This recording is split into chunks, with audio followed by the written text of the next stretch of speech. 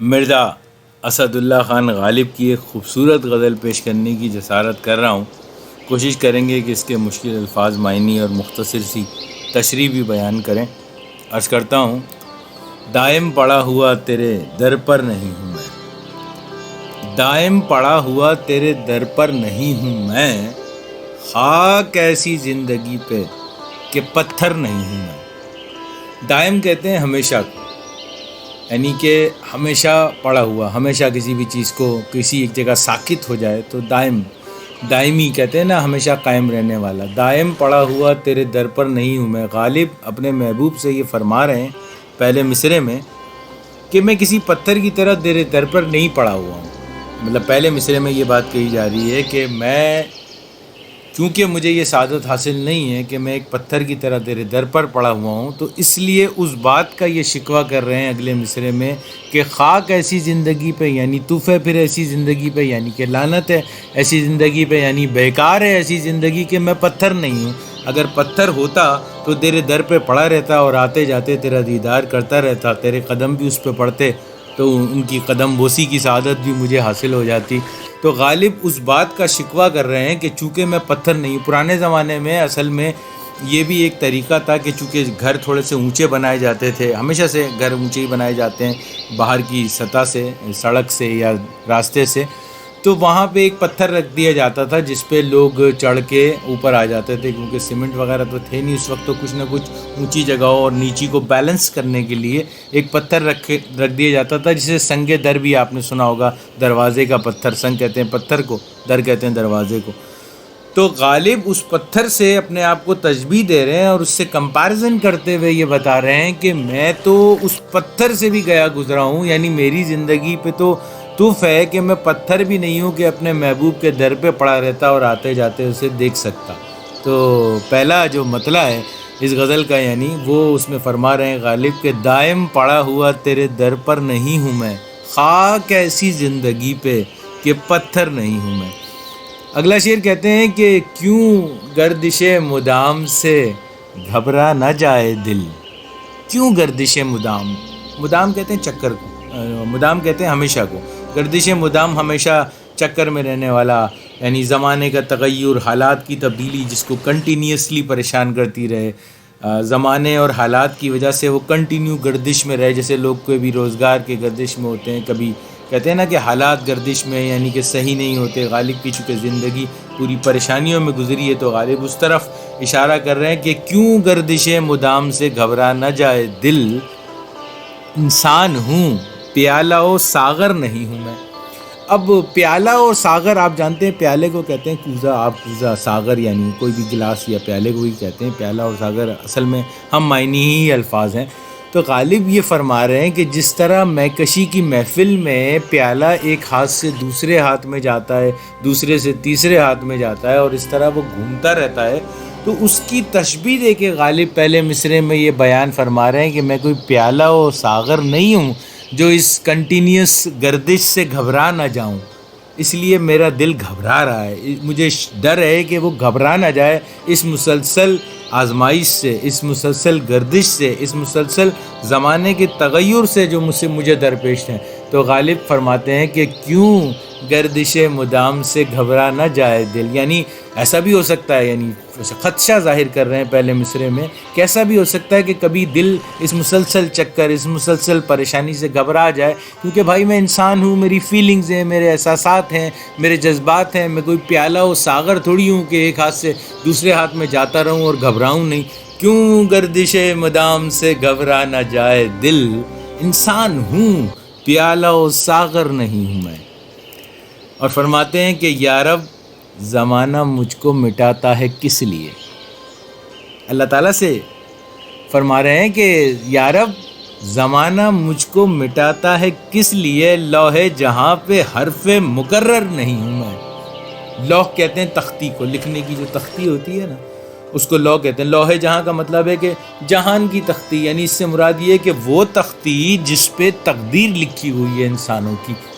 اور حرف مقرر یعنی کہ وہ لفظ جو دوبارہ تحریر کر دیا جائے، غلطی سے دوبارہ لکھ دیا جائے. تو ظاہر ہے کہ جو ریپیٹ ورڈ ہوتا ہے اس کو تو آپ ڈیلیٹ ہی کرتے ہیں نا. ریپیٹ اگر ورڈ کوئی 2 دفعہ لکھ دیا جائے تو اس کو مٹا دیا جاتا ہے. تو غالب اللہ تعالیٰ سے یہ شکوہ فرما رہے ہیں کہ یا رب زمانہ مجھ کو مٹاتا ہے کس لیے, یعنی میری کیوں ویلیو نہیں ہے اس زمانے میں. کیا میری تختی پہ جو تقدیر کی تختی ہے اس پہ میں حرف مقرر کی طرح ہوں, یعنی کہ مجھے دوبارہ غلطی سے لکھ دیا گیا ہے, یعنی میرا وجود جو ہے وہ کسی کام کا نہیں ہے, یعنی میں بیکار ہوں.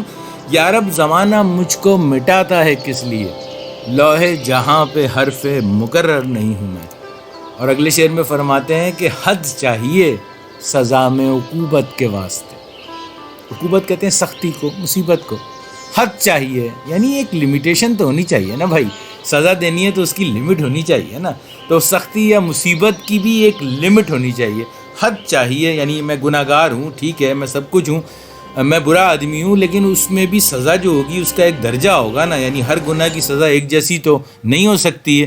اسی بات کو دوسرے مصرعے میں بہت زبردست طریقے سے بیان فرماتے ہیں کہ آخر گناہ گار ہوں, کافر نہیں ہوں میں.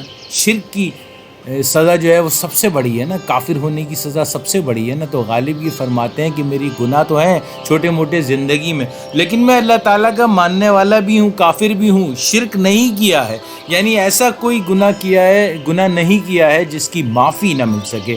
تو حد ہونی چاہیے پھر اس سزا میں, یعنی اپنی جو زندگی ہے اس کی پریشانیوں کا شکوہ اللہ تعالیٰ سے یہ فرما رہے ہیں کہ حد چاہیے سزا میں عقوبت کے واسطے. آخر گناہ گار ہوں, کافر نہیں ہوں میں. اگلے شعر میں فرماتے ہیں کہ کس واسطے عزیز نہیں جانتے مجھے. واسطہ آپ جانتے ہیں ریلیشن شپ, تعلق کو کہتے ہیں, لنک کو کہتے ہیں واسطہ, رابطہ. کس واسطے عزیز رشتہ دار, دوست, احباب, حلقہ احباب جتنا بھی ہے, تو وہ کہتے ہیں کہ وہ زیادہ لفٹ نہیں کراتے. کس واسطے عزیز نہیں جانتے مجھے, لالو زمرد و زر و گوہر نہیں ہوں میں. وہ کیوں کہہ رہے ہیں, what is the reason behind it? وہ یہ کہہ رہے ہیں چونکہ میں کوئی امیر خبیر آدمی نہیں ہوں, کوئی میں لال و زمرد, آپ جانتے ہیں نیلے رنگ کا پتھر ہوتا ہے زمرد, لال سرخ رنگ کا ایک قیمتی پتھر ہے. زر دولت کو کہتے ہیں, گوہر موتیوں وغیرہ کو کہتے ہیں, سیپ میں سے جو نکلتے ہیں. تو اصل میں لال و زمرد و زر و گوہر کا مطلب اوور آل دولت سے ہے, زر و جواہر سے ہے, مال و دولت سے ہے. تو وہ فرما رہے ہیں کہ اس لیے کس واسطے عزیز نہیں جانتے مجھے, لال و زمرد و زر و گوہر نہیں ہوں میں. اور فرماتے ہیں کہ رکھتے ہو کیوں قدم میری آنکھوں سے کیوں درے ہو. بعض کتابوں میں اس شعر کو, اور اس سے اگلا بھی ایک شعر آ رہا ہے, ان کو نعتیہ اشعار کہا جاتا ہے. خیر میری سمجھ کے مطابق اس میں سے ایک شعر تو مجھے لگتا ہے کہ یہ نعتیہ اشعار ہے, نعتیہ شعر ہے, لیکن باقی اشعار کے بارے میں میری رائے ذرا مختلف ہے. اینی ویز اس کی تشریح کرتے ہیں کہ رکھتے ہو کیوں قدم میری آنکھوں سے کیوں دریغ, رتبے میں مہر و ماہ سے کمتر نہیں ہوں میں. 2 تشریح اس کی عموماً پیش کی جاتی ہے. پہلی تشریح جو ایک لفظی جسے معنی کہتے ہیں وہ میں آپ کے سامنے پیش کرتا ہوں کہ وہ کہتے ہیں کہ میری آنکھوں سے کیوں دور دور رہتے ہو, یعنی میری نظروں کے سامنے کیوں نہیں رہتے, میری نظروں سے ہمیشہ چھپے ہوئے کیوں رہتے ہو, کیا میں سورج اور چاند سے بھی کمتر ہوں. اس کی ایک تشریح یہ بھی بنتی ہے کہ غالب یہ فرما رہے ہیں کہ کیوں میری آنکھوں سے دور رہتے ہو, کیونکہ میں بھی تو مہر و ماہ سورج اور چاند کو کہتے ہیں ان سے کمتر نہیں ہوں. غالب کی خودداری جو مختلف اشعار میں نظر آتی ہے وہ بھی یہاں نظر آتی ہے. اور اس کی نعتیہ تشریح میں لوگ یہ بات بھی کہتے ہیں کہ غالب حضور صلی اللہ تعالیٰ علیہ وآلہ وسلم سے مخاطب ہو کے یہ فرما رہے ہیں کہ حضور جب آپ نے 7 آسمان کی واقعہ معراج میں سیر فرمائی ہے تو میں بھی تو اشرف المخلوقات ہوں, میں بھی تو سورج اور چاند ستاروں سے کمتر نہیں ہوں, تو آپ کیوں مجھے دیدار کی تجلی سے مشرف نہیں فرماتے. رکھتے ہو کیوں قدم میری آنکھوں سے کیوں دریغ, رتبے میں مہر و ماہ سے کمتر نہیں ہوں میں. اور اگلا شعر ہے کہ کرتے ہو مجھ کو منع قدم بوس کس لیے. قدم بوس قدم چومنے کو کہتے ہیں. صاف مطلب ہے اس مصرعے کا کہ غالب فرما رہے ہیں کہ مجھے قدم چومنے کے لیے کیوں منع کرتے ہو, کیا آسمان کے بھی برابر نہیں ہوں. حضور سے یہ فرما رہے ہیں غالب کہ جب آپ 7ویں آسمان تک بھی تشریف لے گئے اور آسمان آپ کے قدموں کے نیچے تھا تو مجھے قدم بوسی سے کیوں منع فرما رہے ہیں؟ حضور سے التجا کر رہے ہیں غالب کہ مجھے قدم بوسی کی اجازت مرحمت فرمائیے. کیا آسمان کے بھی برابر نہیں ہوں میں؟ یعنی میں اشرف المخلوقات ہوں تو کیا آسمان کے اوپر نہیں آتا ہوں میں؟ آسمان کے برابر نہیں ہوں؟ جب آپ آسمان کے اوپر گئے تو کیا مجھے قدم بوسی سے کیوں منع کرتے ہیں؟ اگلا شعر ہے کہ غالب وظیفہ خوار ہو دو شاہ کو دعا. مقطع ہے اس غزل کا. غالب وظیفہ خوار ہو. آپ جانتے ہیں کہ بہادر شاہ ظفر کے دربار سے غالب وابستہ تھے اور وہاں سے انہیں باقاعدہ وظیفہ ملتا تھا ہر ماہ. اب جو اس پہلے مصرعے میں غالب یہ فرما رہے ہیں کہ وظیفہ اصل میں بغیر کام کیے ہوئے ملتا ہے، یہ یاد رکھا جائے، اور تنخواہ جو ہے وہ کام کرنے پہ ملتی ہے. تو غالب یہ فرما رہے ہیں کہ تمہیں تو وظیفہ مل رہا ہے بادشاہ سلامت کی طرف سے، تو بادشاہ سلامت کو بھائی دعا دو. وہ دن گئے کہ کہتے تھے نوکر نہیں ہوں میں. یعنی ایک زمانہ تھا جب غالب کی خودداری اپنے عروج پہ تھی اور ان سے کام کوئی کہا جاتا تھا تو وہ کہتے تھے کہ میں کوئی نوکر نہیں ہوں کہ میں یہ کام کروں، اور اب تو میں وظیفہ لے رہا ہوں شاہ سے. تو اس پرانے دور کو یاد کرتے ہوئے اپنے کہہ رہے ہیں، جیسے عموماً ہوتا ہے نا کہ لوگ جب آپ کے پاس سب کچھ ہوتا ہے تو آپ کے نخرے بھی ہوتے ہیں. جب آپ سے کوئی کام کہتا ہے تو کہتے ہیں جاؤ بھائی میں نوکر نہیں ہوں کسی کا. لیکن اب جب آپ پیسہ لینا شروع ہو جاتے ہیں اسی سے، تو آپ کو اس کی باتیں بھی سننی ہوتی ہیں، اس کا حکم بھی بجا لانا ہوتا ہے. تو غالب اس شعر میں اس سچویشن کو بیان کر رہے ہیں کہ غالب خود اپنے آپ سے مخاطب ہو کے فرما رہے ہیں کہ غالب وظیفہ خوار ہو دو شاہ کو دعا.